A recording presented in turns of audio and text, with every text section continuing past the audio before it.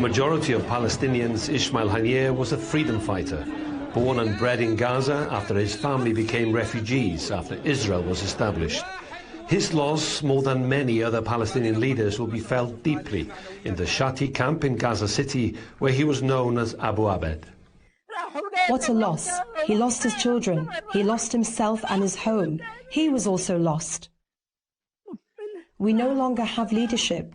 The war is over, and worries have fallen upon us. It would be better if we died during this war after losing you, Abu Abed. Last seen in Iran's capital, Tehran, most Israelis believed Haniyeh was a terrorist. As the political leader of the Islamic resistance group Hamas, successive governments in the US, UK and the European Union also classified him as one. His destroyed home in Gaza is like tens of thousands of other Palestinians. 10 members of his family were killed in April. In recent years, he lived in exile in Qatar. But despite the danger and being openly targeted by Benjamin Netanyahu's government, Haniyeh was part of Hamas's negotiating team in ceasefire talks. Across the Gaza Strip, life has changed immeasurably since Hamas and Islamic Jihad fighters attacked Israel on October 7 and took around 250 hostages into Gaza. But Palestinians are mourning Haniyeh, including his extended family. The eyes are tearful, the heart is sad for your separation. Abu Abed, our father, we are sad. Often at odds with the president of the Palestinian Authority, Mahmoud Abbas, Haniyeh was regularly seen as a more acceptable face of a hardline group. Other military leaders in Hamas, like Mohammed Deif and Yahya Sinwar, are also targets. With both of them, Haniyeh too was accused by the International Criminal Court of being criminally responsible for the killing of hundreds of Israeli civilians.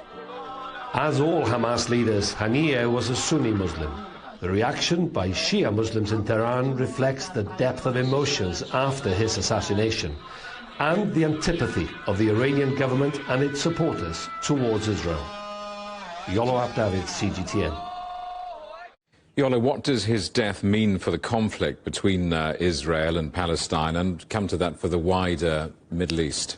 Well, let's talk about the wider region, first of all, beyond the Middle East itself as well, because it is an extraordinary, dangerous moment at this time, simply because, yes, Haniyeh was a target and one of the 3 people in Hamas that Israel had continually gone after, but actually if they do take responsibility sometime, to actually assassinate Ismail Haniyeh in Iran, of all places, a state which is a huge enemy of Israel and seen as possibly the greatest threat to the future of Israel, certainly by the Israeli government, successive Israeli government.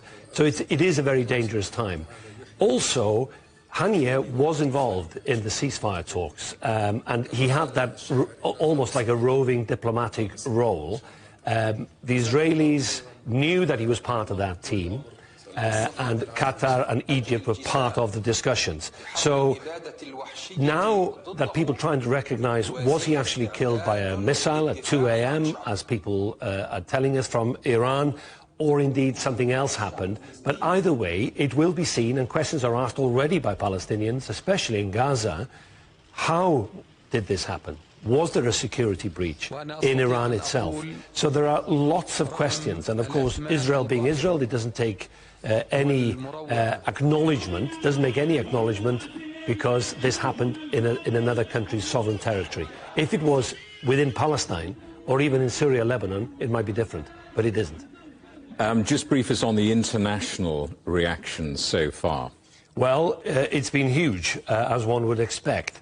So Iran itself says that there will be a response, and there will be significant regret by the Israelis once they realize the depth of feeling and how Iran will react. They took 12, 13 days to react after the Israelis in April bombed the Iranian consulate in Damascus. 300 missiles was the response then. We'll see what they respond this time. But Qatar, a very crucial role, an increasingly influential role by Qatar and its leaders. They were trying to broker this ceasefire with Egypt, and this will be seen, political assassinations, according to a spokesman from Qatar, and continuing targeting of civilians in Gaza. Again, we've had reports overnight.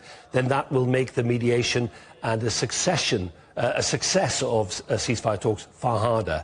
Jordan condemns Israel's assassination of Hamas leader, and you can see that whether Israel takes responsibility or not, everybody believes it is Israel that's done this. Turkey says that this assassination won't break Palestinian will. And the US, it'd be very interesting to listen whether it's accepted or not, the response from not just Antony Blinken as Secretary of State, but Joe Biden and Kamala Harris and Donald Trump as they argue and fight for before the presidential election in November. That also will be quite crucial, as well as who might follow Haniyeh as political leader of Hamas. And there are several other names, all probably people who Israel don't really want to talk to.